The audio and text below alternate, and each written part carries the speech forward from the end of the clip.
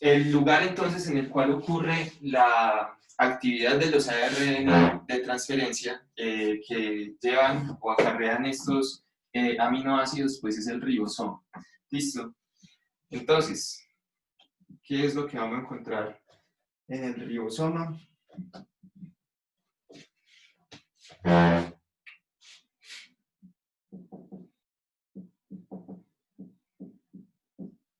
En el ribosoma vamos a encontrar más ARN, ¿sí? El ribosoma son dos rollitos de ARN básicamente que se unen para adelantar pues este proceso o esta actividad de ser el escenario principal de la síntesis de los aminoácidos.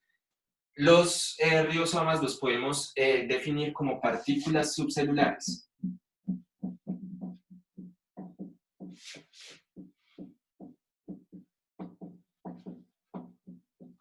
No tienen membrana, no tienen membrana. Vamos a progresar en este curso hacia el entendimiento de estructuras como por ejemplo el núcleo o el retículo o diferentes estructuras. Y vamos a encontrar que eso está delimitado por membranas similares a las que se encuentran en la membrana plasmática.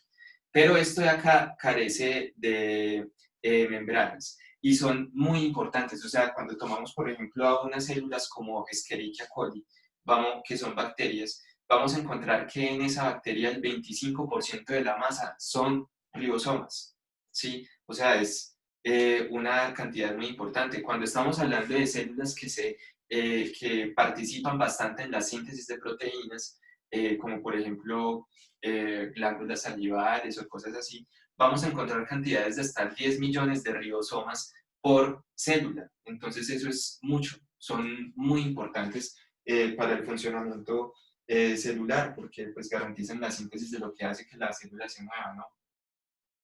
¿De qué están hechos? Están hechos principalmente de ARN y vamos a encontrar dos tipos principales dependiendo si estamos hablando de bacterias o de eucariotas.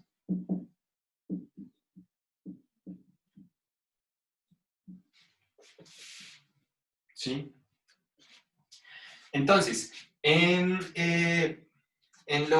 las bacterias nosotros vamos a encontrar unos ribosomas que son un poco más pequeños y que vamos a medir en una unidad que llamaremos la unidad de Sverber. Unidades Sverber. ¿Qué son unidades Sverber? Supongamos lo siguiente, usted llega y quiere estudiar biología celular, ¿cierto? Entonces usted necesita separar lo que quiere estudiar. Usted llega y dice, yo quiero estudiar el ribosoma. Entonces usted tiene que hacer algo para separar el ribosoma. Lo que se hace es homogenizar la muestra, o sea, se licúa, ¿sí? Se licúa y se le rompen las membranas con un jabón o algo así, entonces usted queda con una muestra que es un lisado, ¿sí? Lisado significa roto, entonces queda con eso roto, lisado, la lisis de la célula. Después de eso, entonces usted va a una máquina que se llama la centrífuga, que es un lugar en donde se pone un tubo de ensayo, ¿sí? Con un líquido ahí adentro, con la mezcla, con su lisado, y eso entonces se pone a girar y a girar y a girar muy rápido, de forma que se aumente la aceleración de la gravedad, o sea, se aumenta mucho la gravedad, y eso hace entonces que las cosas se empiecen a separar, yendo, digamos, lo que es más denso hacia abajo y lo que es menos denso quedando arriba. A veces o bueno, en el caso en el cual se quiere hacer una ultraseparación, una ultracentrifugación, se pone a hacer este proceso en un gradiente. Se hacen, por ejemplo, adiciones de capas de distintas concentraciones de, digamos, glucosa. Entonces acá se pone en el fondo glucosa al 80, luego glucosa al 70, luego, o cesio, cloruro de cesio también se utiliza para construir ese gradiente de densidad. Entonces, cuando se hace la centrífuga, que se pone el material biológico acá arriba, pues entonces queda dispersado dependiendo de su densidad y de su forma, ¿sí? Entonces, dependiendo de la velocidad con la cual una partícula se precipite a lo largo de este gradiente, digamos, de cesio, entonces se le asigna un valor de Sverber. ¿Qué es Sverber? Significa coeficiente de sedimentación. Coeficiente de sedimentación. ¿De qué depende el coeficiente de sedimentación?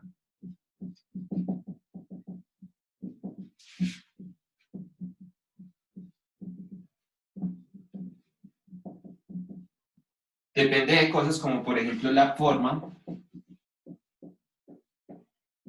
y la densidad.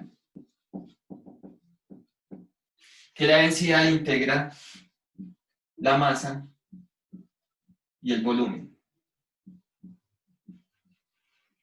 ¿Sí? Es fácil entender el efecto de la densidad en la precipitación, pero cuando se piensa en la forma, imagínese que usted está en una piscina, ¿sí? Y usted tiene dos objetos de la misma masa, del mismo material que es igual de denso. Uno es una tapa de una alcantarilla y el otro es una esfera de metal del mismo material que la tapa de alcantarilla y de la misma masa. Listo, usted tira las dos cosas a una piscina. ¿Cuál va a caer al fondo primero?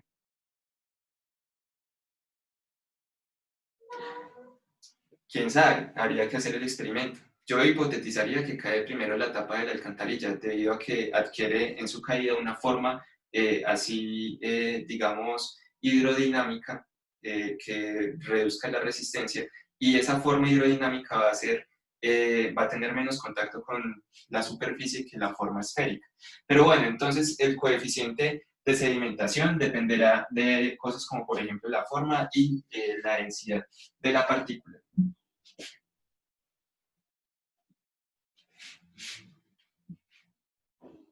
Y así se caracteriza el ribosoma. Los ribosomas están hechos de dos unidades, ¿listo? Cuando se juntan, forman una cosa que va a ser acá de 70S, ¿sí? En bacterias, y en eucaria va a ser de 80S. ¿Listo? La forma de esto es como la forma de un sombrerito, ¿sí?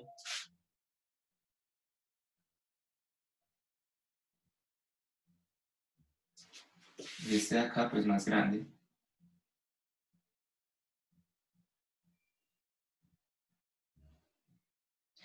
Vamos a tener entonces una subunidad grande y una subunidad pequeña del ribosoma. Separadas no hacen nada, pero cuando se juntan con un ARN mensajero, pues entonces son capaces de traducirlo y sacar los aminoácidos que llevan ahí codificados. Vamos a ver entonces que esta subunidad grande de acá, la subunidad grande, cuando se separa y queda solita, pues entonces va a tener un tamaño de...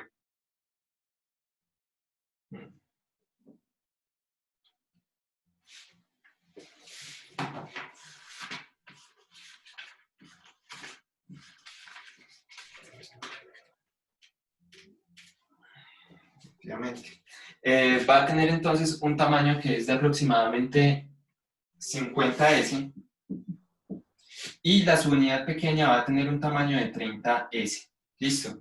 Entonces, 50 y 30, ¿cuánto da? 80. Pero es que el coeficiente de sedimentación de Svelberg no es aditivo.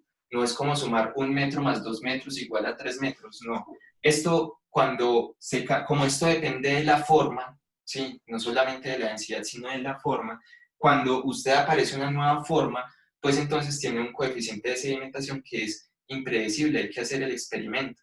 Y entonces cuando se unen las dos partes, pues pesan 70S, pero cuando se separan pesan la una 50 y la otra 30S.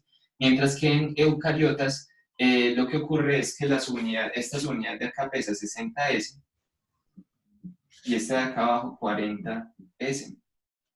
Lo cual nos daría, si lo sumáramos, pues 100S, pero como les digo, el coeficiente de sedimentación no es aditivo.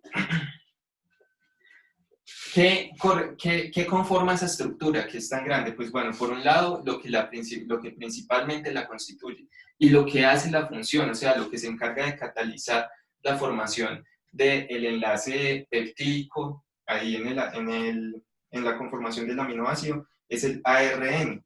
Vamos a encontrar en este de las bacterias un ARN que es de un coeficiente de sedimentación de 23S, ¿sí? Y vamos a encontrar más o menos unas 34 proteínas. Ah, bueno, 23S y 5S. Y 34 proteínas. Y en la subunidad pequeña vamos a encontrar una ARN 16S, ¿sí? Y vamos a encontrar 21 proteínas. Mientras que en los eucariotas vamos a encontrar de nuevo pues un ribosoma más complejo. Todo en los eucariotas es un poquito más complejo.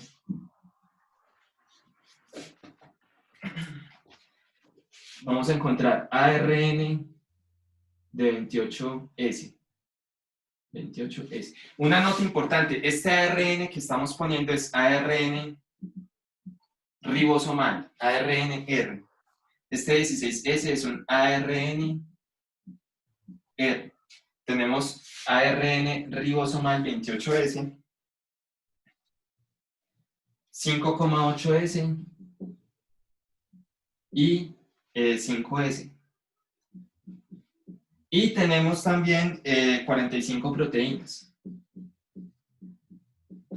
Y en la subunidad pequeña vamos a tener un ARN ribosomal de 18S y vamos a tener aproximadamente 30 proteínas. Un proceso bastante conservado, muy homogéneo en los organismos, desde las bacterias pues entre las bacterias y los eucariotas. De hecho, los tres grupos de la vida que hay, que son eucaria, bacteria y arquea, están diferenciados principalmente por las identidades y las características de los ribosomas. Walter Gilbert, que fue el que propuso pues esa división, lo hizo utilizando como carácter de distinción entre los tres principales grupos de la vida, las características del ribosoma. A continuación veremos entonces cómo es leído el ARN en el ribosoma y cómo son las tres etapas pues, del proceso de lectura. ¿Listo?